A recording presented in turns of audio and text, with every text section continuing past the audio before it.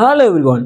இன்னைக்கு இந்த வீடியோவில் எதை பற்றி பார்க்க போகிறோம் பார்த்தீங்கன்னா, வேலூர் இன்ஸ்டியூட் ஆஃப் டெக்னாலஜி இந்த காலேஜை பற்றி தான் இந்த வீடியோவில் பார்க்க போகிறோம். இந்த வீடியோவில் என்ன இன்ஜினியரிங்கில் என்ஆர்எஃப் ரேங்கில் எத்தனாவது ரேங்கில் இருக்குதுங்க, யூனிவர்சிட்டியில் என்ஆர்எஃப் ரேங்கில் எத்தனாவது இடத்துல இருக்குது, அது மட்டும் இல்லாமல் ஓவராலாக இன்ஜினியரிங் என்ஆர்எஃப்ல எத்தனாவது இடத்துல இருக்குதுன்னு பார்க்க போகிறோம். பிளேஸ்மெண்ட் பார்க்க போகிறோம், ஃபீஸ் எவ்வளோன்னு பார்க்க போகிறோம், ஹாஸ்டல் எப்படி இருக்குன்னு பார்க்க போகிறோம், எத்தனை கம்பெனிஸ் வந்திருக்கிறாங்க போன இயர் 2024 எத்தனை கம்பெனி வந்திருக்கிறாங்க, எத்தனை பேர் வெளியே போயிருக்கிறாங்க அப்படின்னு சொல்லக்கூடிய தகவல்களை இந்த வீடியோவில் பார்க்க போகிறோம். மறக்காம ஸ்கிப் பண்ணாமல் பாருங்க. நிறைய தகவல் நான் கொண்டாந்துருக்கேன், உங்களுக்கு நோட் பண்ணி உங்களுக்கு அனலைஸ் பண்ணி கொண்டாந்துருக்கிறேன்.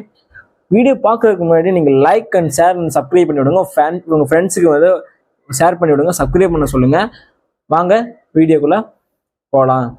வேலூர் இன்ஸ்டியூட் ஆஃப் டெக்னாலஜி அப்படின்னு சொல்லக்கூடிய விஐடி இந்த கல்லூரியை நிறையா ஸ்டூடெண்ட்ஸுக்கு ஒரு பெரிய கனவாகவே இருக்கும். இந்த கல்லூரியில் நான் படிக்கணும், இந்த கல்லூரியில் என்ட்ரன்ஸ் எப்படி எழுதணும், எப்படி என்ட்ரன்ஸ் எழுதணுமா, பிளேஸ்மெண்ட் கிடைக்குமா, ஹாஸ்டல் ஃபீஸ் எவ்வளோ வரும், டியூஷன் ஃபீஸ் எவ்வளோ வரும், அது மட்டும் இல்லாமல் இந்த கல்லூரியில் படித்தா ஒர்த்தா, இந்த கல்லூரி ஒர்த்தா அப்படின்னு சொல்லி நிறைய பேர்த்துக்கு ஒரு டவுட் இருக்கும். அந்த டவுட்லாம் இந்த வீடியோவில் நான் கிளியர் பண்ணுறேன். மறக்காமல் இந்த வீடியோவை தொடர்ந்து பாருங்கள், சப்ஸ்கிரைப் பண்ணிட்டு பாருங்கள், ஷேர் பண்ணிட்டு பாருங்கள். ஸ்கிப் பண்ணாமல் பார்த்தீங்கன்னா நீங்கள் ஒவ்வொரு தகவலும் நீங்கள் கேட்டு தெரிஞ்சுக்குவீங்க. ஸ்கிப் பண்ணீங்க அப்படின்னு பார்த்தீங்கன்னா எந்த ஒரு தகவலுமே உங்களுக்கு பாதியோட தான் சேரும். அதனால் ஸ்கிப் பண்ணாமல் இந்த வீடியோ பாருங்கள். ஓவரால் ரேங்கிங்கில் பார்த்தீங்கன்னா எல்லா அளவில் ஓவராலாக ரேங்கிங் பார்த்தீங்கன்னா 19வது இடத்துல இந்த கல்லூரி இருக்குங்க. இன்ஜினியரிங் என்ஆர்எஃப் ரேங்க் பார்த்தீங்கன்னா 11வது இடத்துல இந்த காலேஜ் இருக்குங்க. யூனிவர்சிட்டி என்ஆர்எஃப் ரேங்கில் பார்த்தீங்கன்னா 10வது இடத்துல இந்த கல்லூரி இருக்குங்க. இந்த கல்லூரியை பொறுத்தவரை எப்படின்னு பார்த்தீங்கன்னா, உங்களுக்கு ப்ரைவேட் யூனிவர்சிட்டிலேயே டீம்டு யூனிவர்சிட்டிலேயே டாப் 1 பொசிஷனில் இருக்கிற கல்லூரின்னா விஐடி தாங்க. இந்த விஐடியை பொறுத்தவரையும் மெயின் பிரான்ச் எங்கே இருக்குன்னு பார்த்தீங்கன்னா வெள்ளூரில் தாங்க இருக்குது. சென்னையில் ஒன்று இருக்குது, ஆனால் சென்னை அவங்க லைக் பண்ண மாட்டாங்க. வேலூரில் தான் உங்களுக்கு லைக் பண்ணுவாங்க. ஏன்னா அதை ஸ்டார்ட் பண்ண இடமே அந்த வெள்ளூரில் தான். அதனால விஐடி இன்ஸ்டியூட் ஆஃப் டெக்னாலஜி வச்சுருக்காங்க. இந்த காலேஜை பொறுத்தவரை என்னன்னு பார்த்தீங்கன்னா 1 crore வரையும் பேக்கேஜ் கொடுத்துருக்குறாங்க. அது மட்டும் இல்லாமல் 800+ கம்பெனி இந்த கேம்பஸ் டிரைவுக்கு வந்திருக்காங்க. அப்படின்னா போன வருஷம் 2024 780 ஸ்டூடெண்ட்ஸ் வெளியே போயிருக்கிறாங்க. அதில் ஒரு ஸ்டூடெண்ட்டுக்கு ஒரு கம்பெனி வச்சுருந்தாலுமே எல்லாருமே கிட்டத்தட்ட பிளேஸ்மெண்ட் ஆகிருக்கிற வாய்ப்புகள் இருக்கிறது. அது மட்டும் இல்லாமல் நான் எப்படி சார் நான் அப்ளை பண்ணுறது, ஜாயின் பண்ணுறது, இந்த காலேஜில் நான் எப்படி ஜாயின் பண்ணுறது அப்படின்னு நிறைய பேருக்கு டவுட் இருக்கும். அது எப்படி ஜாயின் பண்ணுறதுன்னு பார்த்தீங்கன்னா விஐடி EEE அப்படின்னு சொல்லக்கூடிய என்ட்ரன்ஸ் எக்ஸாம் எழுதுனா மட்டும்தான் இந்த கல்லூரிக்குள்ளே போக முடியும். இந்த கல்லூரியை பொறுத்த வரைக்கும் விஐடி EEEயும் அந்த எக்ஸாம் எழுதலாம். அது போக உங்களுக்கு எப்படின்னு பார்த்தீங்கன்னா ஜேஇ மெயின்ஸ் கன்சிடர் பண்ணுறாங்க. இப்போ ஜேஇ எழுதுறீங்களா அந்த இந்த எக்ஸாமையும் கன்சிடர் பண்ணுறாங்க. இந்த 2 எக்ஸாம் கன்சிடர் பண்ணி இது நீ உள்ளே போய்க்கலாம். அதுக்கப்புறம் நிறைய பேர்த்துக்கு ஒரு கொஸ்டின் இருக்கும், இந்த காலேஜ் ஒர்த்தா, ஸ்டூடெண்ட்ஸுக்கு இந்த காலேஜ் ஒர்த்தா அப்படின்னு பார்த்தீங்கன்னா கண்டிப்பாக நான் சொல்லுவேன், இந்த காலேஜ் ஒர்த்து தாங்க. அது மட்டும் இல்லாமல் இந்த காலேஜில் பார்த்தீங்கன்னா 350 ஏக்கர் இருக்குது. அந்த சுற்றுவள பரப்பளவு பார்த்தீங்கன்னா 350 ஏக்கர் இருக்குது. 350 ஏக்கர்னா எவ்வளோ பெரிய ஒரு பெரிய யூனிவர்சிட்டியாக இருக்கும். டாப் 1 யூனிவர்சிட்டினா எவ்வளோ பெருசாக ஒரு 350 ஏக்கர் பரப்பளவு கொண்ட அந்த கல்லூரி பொறுத்தவரையும் எவ்வளோ பெருசாக இருக்கும்னு நினச்சி பார்த்துங்க.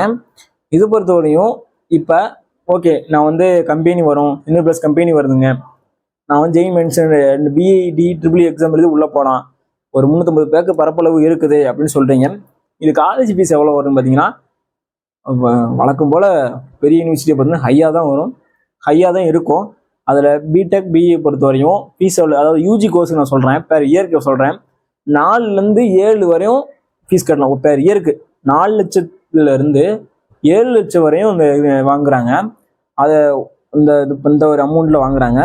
இதே நீங்கள் எம்பிஏ, நான் பிஜி கோர்ஸ் பண்ணுறேன், எம்பிஏ படிக்க போகிறேன், இல்லைனா பிஜி கோர்ஸ் ஏதாவது பண்ண போகிறேன் அப்படின்னு நினச்சிங்கன்னா உங்களுக்கு கிட்டத்தட்ட 7லேருந்து 10 வரையும் உங்களை லட்சத்தில் வாங்குறாங்க. 7 லட்சத்துலேருந்து 10 லட்சம் வரையும் அந்த பெர் இயருக்கு நான் சொல்கிறது பெர் இயருக்கு நான் சொல்கிறேன் பார்த்தீங்கன்னா இருக்குங்க.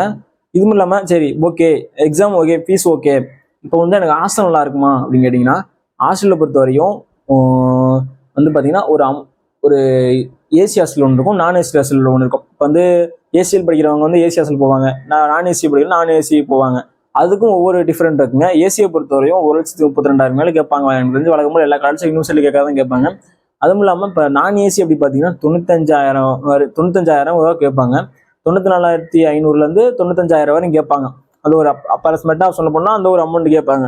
இது பார்த்தீங்கன்னா இப்போ வந்து ஒவ்வொரு கோர்ஸுக்கும் ஒவ்வொரு டிஃப்ரெண்ட் இது இருக்கும். இப்போ வந்து ஏடிஎஸ் சிஎஸ்சி பார்த்தீங்கன்னா ஒவ்வொரு கோர்ஸுக்குமே ஒவ்வொரு ஃபீஸ் இருக்கும். டிஃப்ரெண்ட் ஃபீஸ் தான் இருக்கும். எல்லாத்துக்குமே காமனாக இருக்காது. இப்போ வந்து சிஎஸ்சி ஐடி ஏடிஎஸ் சொல்லக்கூடிய இப்போ வந்து டாப் 10 கோர்ஸில் இருக்கும் பார்த்தீங்கன்னா, அந்த கோர்ஸ்லாம் பார்த்தீங்கன்னா டிஃப்ரெண்ட் வந்து ஒரு அமௌண்ட்டாக வந்து பே பண்ணுற மாதிரி கிடைக்கும்.